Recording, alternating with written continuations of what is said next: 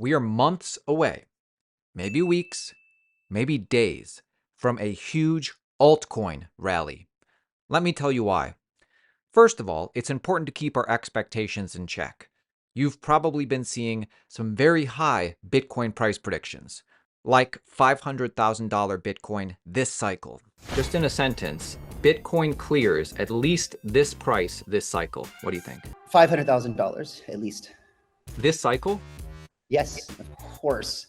So and this is kind of, I'm glad you asked me that, because gold has been the reserve currency for thousands of years. We are seeing in our lifetime, gold being displaced by a more superior version. This is unbelievable. And it's all the numbers, all the data is out there to suggest that we're right. The ETF flows have been unbelievable. Gold is flowing out and Bitcoin's flowing up, and we know it's better. This is going to be the first domino. Or $1 million Bitcoin way before 2030. So what's your timeline for 1 million USD Bitcoin now? And is there perhaps a price target beyond that now? Yes, our target is above that. We've got a 2030 target. So it's well above that. And with our new expectations for institutional involvement, the incremental price that we assume for institutions actually has more than doubled. Is this possible? Of course, this is very possible. Is this likely? I don't know. However, 250,000 this cycle, I think, is even more possible, even more likely. And in fact, this is what Glassnode's lead on-chain analyst thinks. Listen. But you've got to give us a price prediction. We need a quote. I think we crack 250K. I would be very surprised if we don't crack 250K this cycle. I do think that the last cycle was truncated because of GBTC. I think we went up too far, too fast. The structure I'm seeing in this uptrend is very, very robust. The buy side that happened under 30K, and actually I think this is probably a good closing point for me. The hodlers pulled back this slingshot, right? The ETFs just let it fly because the coins got soaked up in 2023 before these guys showed up. This is just that marginal bid looking for those coins, which is why your price goes up so quickly. But the hodlers did all the work below that. And as a result, we've got a very, very strong holder base, and we're just not yet seeing them sell. And I think after the pain of 2022, I know for me, I'm not selling at 60K.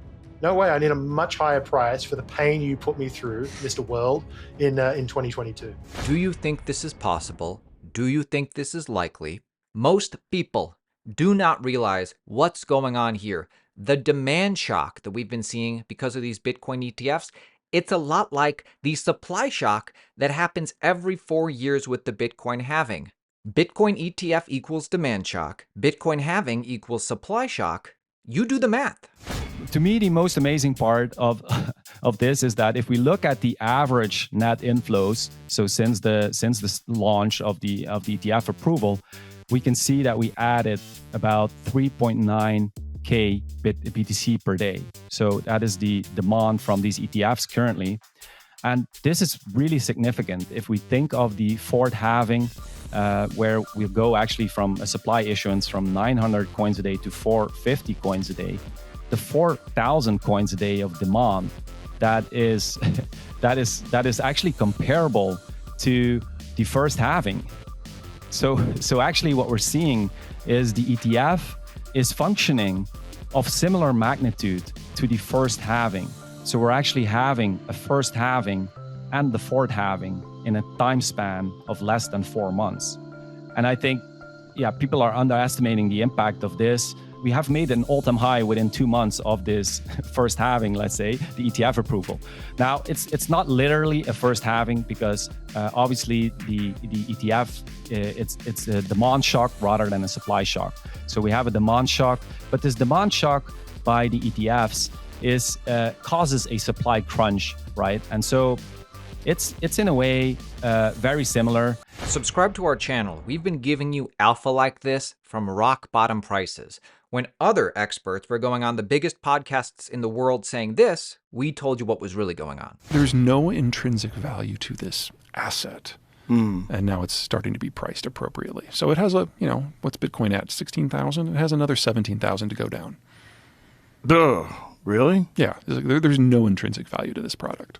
Yeah, guys, yeah. Definitely want to hit subscribe. You definitely want to join the Altcoin Daily Army. We literally keep you up to date on everything going on in crypto on a daily basis. And by the time you hear about it on Joe Rogan, it's probably going to be near the top. So, Bitcoin, crypto, altcoins. Things are about to get real crazy. Let me tell you why. First of all, Larry Fink, BlackRock, regularly runs TV ads promoting Bitcoin, crypto. Larry Fink regularly makes guest appearances arguing for Bitcoin and crypto. Don't forget, he wants to tokenize the world. There's a lot of merit to it.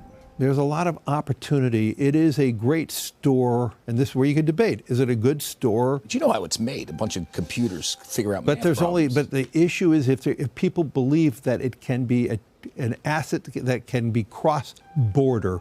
Right. And let's be clear, if you're in a country where you're fearful of your government, and maybe this is one of the reasons why China has banned it. Mm-hmm. If you're in a country where you're fearful of your future, fearful of your government, or you're frightened that your government is devaluing its currency by too much deficits. Like us. I'm not going to go there. Go the little elephant in the room here. Yeah. You could say this is a great potential long-term store of value. And as I said, it's like digital gold. And I believe... But you still can't buy a slice of pizza with it. Isn't that kind of odd that we're... But you can't buy a price of pizza with palladium or gold. No, but there you can do stuff with them. I can get stuff with... I mean, people use gold for stuff, right? But you could buy and sell your Bitcoin, no different than gold. So it is very... What is it? But gold is put in like... Jewelry. And you know, iPhones, I think there's in some electronics, there's gold. It's more silver and nickel. But you see what I'm saying? It's there are practical uses. Bitcoin, it's literally a ledger. Right? It is a ledger, but it's an international ledger. It's cross-border. It's bigger than any government. I agree with you. So, with the Ethereum ETF on the horizon, Coinbase, Grayscale, the applicants meeting with the SEC over this, with, in fact, Ethereum's biggest upgrade since the merge happening this week, there's so much opportunity in altcoins. I've made a few top altcoin videos in the past few months. Definitely check these out. And again, make sure you subscribe. This is a continued conversation. But let me tell you why. Altcoins are about to make a lot of people rich. As far as the altcoin market goes, you are still quite early. Why? Purely because Bitcoin dominance is still very high. This means that the altcoin market hasn't even started the mania phase yet. The mania phase begins when Bitcoin dominance starts to drop sharply. This occurs when market participants are willing to take on more risk and liquidity moves into altcoins from Bitcoin, stablecoins, and fiat.